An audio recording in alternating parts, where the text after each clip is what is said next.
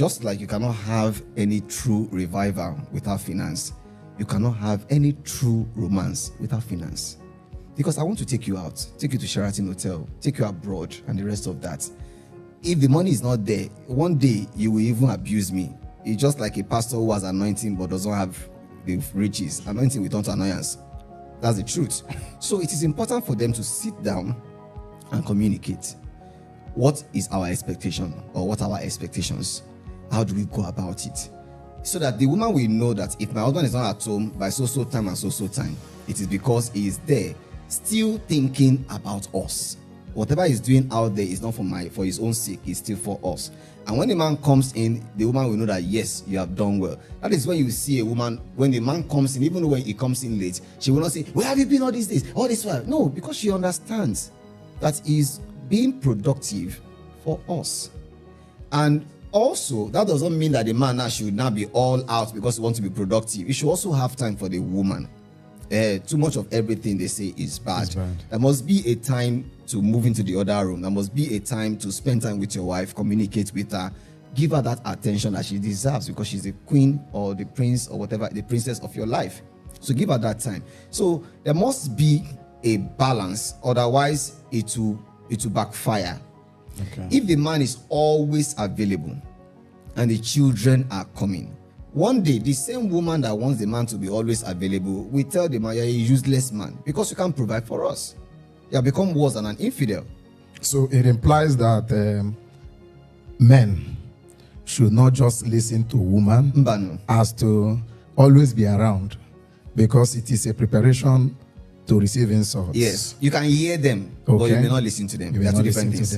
You can hear them, you have 2 ears, so let them talk. Yes, but as per listening, you need to use your sense to know, should I listen to what this madam is saying now, or I should do something else? So to the young guys that are listening to us, in case there is one that is telling you, that is dragging telling you, you must be around, you must call me 200 times in a day, you need to understand and balance the whole activity. Now, still coming back to family that has been established, okay, in terms of management of money. There's also these misconceptions or disagreement that I have observed, some family do have, as to how they manage their funds. The man might be somebody that is extravagant, while the woman might be the type that is frugal, or vice versa. And then because of this disparity in their disposition as to how to handle money, the other one tend to deprive the other from having access to the fund. Becomes a master-servant relationship. Okay, fine. When I did my research on the things that causes conflict in marriage, particularly from that post I made mention of what somebody posted, so it clicked in my head and I began to work on that. I saw that, one, value in marriage determines whether there will be conflict when it comes to finance. Management of finance is another thing. And then thirdly is the issue of communication. But now let me take that issue of management. When you are talking at the point of courtship or at any point in marriage, either for those who are established already or those who are just coming in, you need to know who among us can manage this finance very well. This is very key. They need to know, who can manage. Yes, because it is not, I mentioned how much you are earning before. It's not really about how much you are earning that matters when it comes to finance in marriage, but your ability to manage what you have. Let me share a personal experience. When I was to marry, my income then, my main salary then was 70,000 naira. But from other, German, do some other jobs here and there, I was short of like another 80K every month. So it was around 150. I had to place this on the table. And I asked my wife, how much are you earning? She was working there, where she was working with the government. How much are you earning? We put it together. And everything together was about 200 to 50. So the question is, who can manage this money? I know me, I cannot manage it. It's not because I'm so extravagant. It's not because I'm a spendthrift. But I know that my wife was more frugal than myself. So the money was committed into her hand. Hold on. Okay. You declared how much you're making. Yes. She declared how much she's making. And we put it together. So now, make these people listen to it together. You know, some women, they find it difficult to let you know how much they are making. Too bad. Yeah.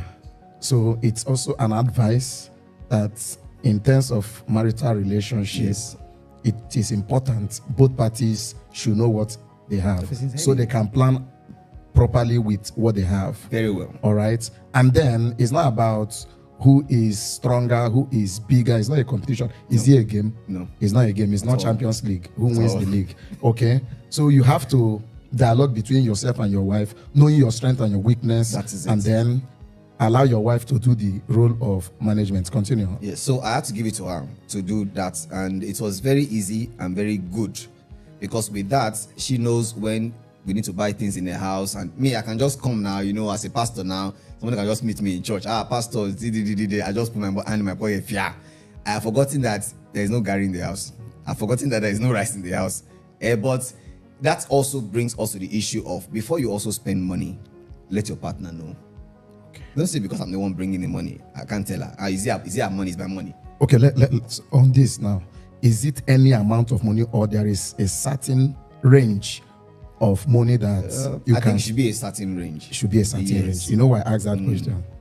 It should be a certain range. I can dash somebody maybe like 5K and 10K and the rest of that.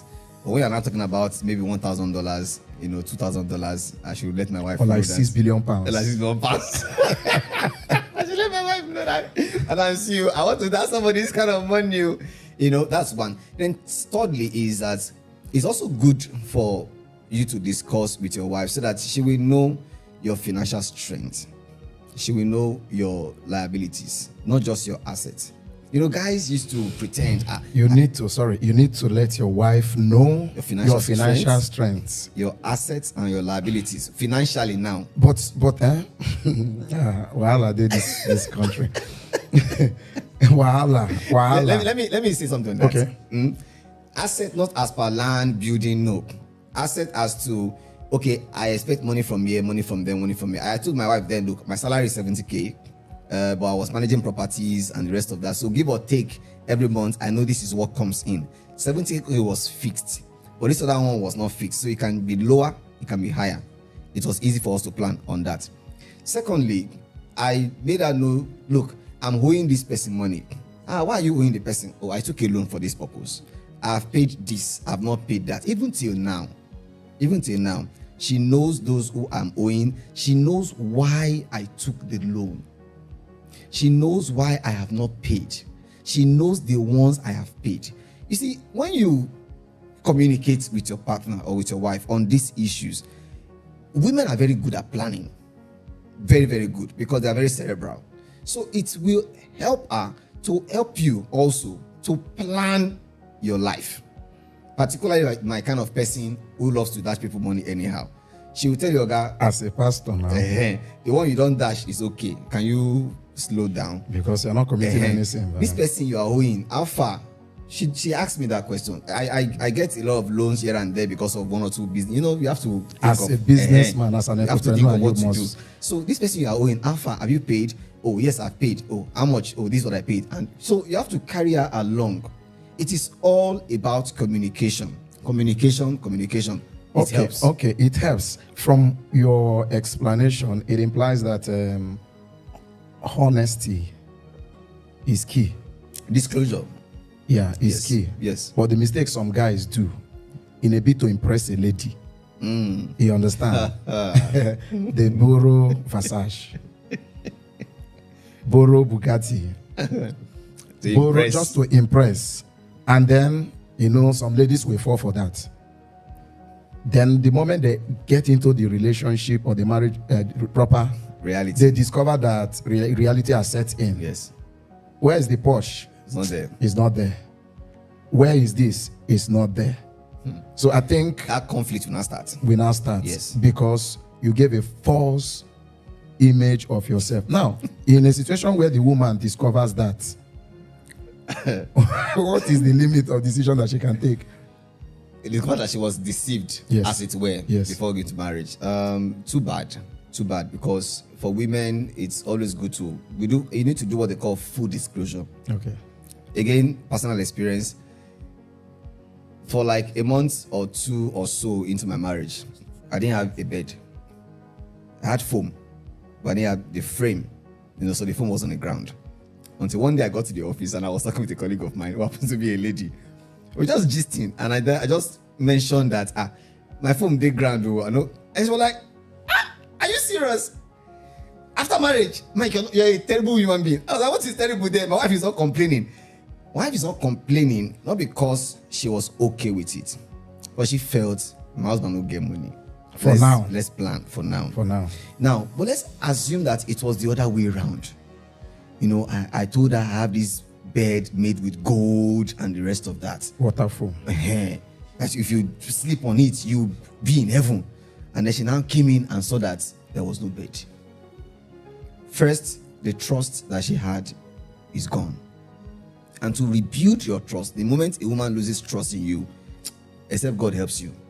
When a woman believes in you, she believes in you with the whole of you. Now, you have come to that point of, now she has realized that nothing there. I think what the man should do is to own up.